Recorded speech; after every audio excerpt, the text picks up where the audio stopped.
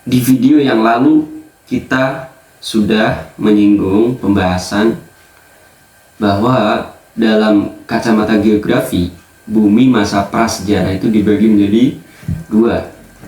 Yang pertama masa batu, yang kedua masa logam. Nah, periode-periode yang termasuk zaman batu juga sudah kita bahas. So, now kita akan membahas mengenai masa logam. Jadi, masa logam dibagi dalam 3 periode. Yang pertama masa tembaga, yang kedua masa perunggu, dan yang ketiga masa besi. Zaman logam adalah periode waktu pada masa prasejarah kehidupan manusia purba yang menggantikan periode zaman batu. Masa logam ini bisa dibilang sebagai masa titik balik kemajuan karena perannya yang vital sebagai pengganti masa batu, sehingga peradaban kehidupan menjadi lebih kompleks dan maju. Masa logam ini termasuk pada masa perundagian, yaitu masa di mana manusia sudah mengenal teknologi sederhana dan pembagian kerja.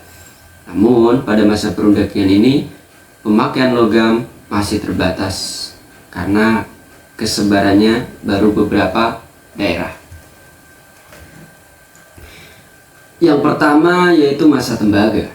Oh ya, untuk masa tembaga, para sejarawan sepakat bahwa Indonesia tidak memasuki periode ini. Masa tembaga terjadi di Eropa dan beberapa negara di Asia Tenggara. Masa tembaga yang dikenal sebagai Chalcolithic ini dimulai sekitar 5000 sebelum Masehi. Masa ini manusia mulai menemukan cara untuk mengekstraksi tembaga dari bijinya dan membuat alat-alat sederhana. Yang kedua adalah masa perunggu. Sekitar 3300 sebelum Masehi, perunggu ditemukan, yaitu dengan mencampur tembaga dengan logam. Titik balik dari penemuan ini adalah dimulainya masa perunggu di fase kehidupan manusia. Dengan ditemukannya perunggu, peralatan dan persenjataan menjadi lebih efektif. Zaman ini disebut juga dengan Dong Son Ton King Cina, yang mana pencampurannya mencapai perbandingan 3:10. Di Indonesia, beberapa peralatan perunggu ditemukan. Nekara perunggu atau moko, yaitu sejenis dandang yang digunakan sebagai mas kawin, yang ditemukan yang berada di Jawa sampai Bali, Sumbawa, Selayar, dan Leti. Kemudian bejana perunggu ditemukan di Madura dan Sumatera, arca perunggu di Riau, Lumajang, dan Bogor. Ketiga adalah zaman besi. Teknik peleburan besi lebih sulit dari teknik peleburan tembaga dan perunggu karena memerlukan suhu panas yang sangat tinggi, sekitar 3500 derajat Celcius. Zaman ini dimulai pada 1200 sebelum Masehi.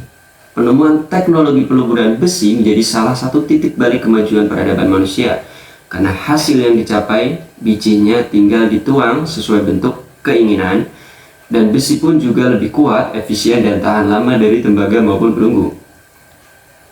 Di Indonesia ditemukan alat-alat dari besi, mata pisau, mata sabit, mata pedang, cangkul, mata kapak bertungkai kayu. Alat-alat ini ditemukan di Gunung Kidul, Yogyakarta, Bogor, dan berbagai wilayah di Jawa Timur. Nah, itu tadi adalah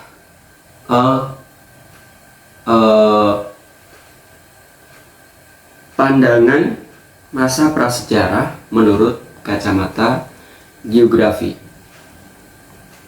yaitu masa logam. Nah, lalu apa dampak dari masa logam bagi kehidupan umat manusia? Ya, jadi masa logam ini, yaitu masa tembaga, masa perunggu, masa besi, itu dampaknya sangat signifikan bagi kemajuan peradaban manusia, ya kan? Karena dengan utamanya masa besi, karena dengan ditemukannya besi bisa menjadi penguat manusia dalam mendirikan bangunan-bangunan yang tinggi. Begitu. Itu tadi adalah penjelasan mengenai masa prasejarah. Jadi baru kali ini sudah lama saya nggak upload video beberapa akhir-akhir ini karena saya memang harus fokus skripsi ya kan. Jadi hampir sebulan mungkin ya, 3 minggu 4 minggu, hampir sebulan nggak upload video. Sampai jumpa.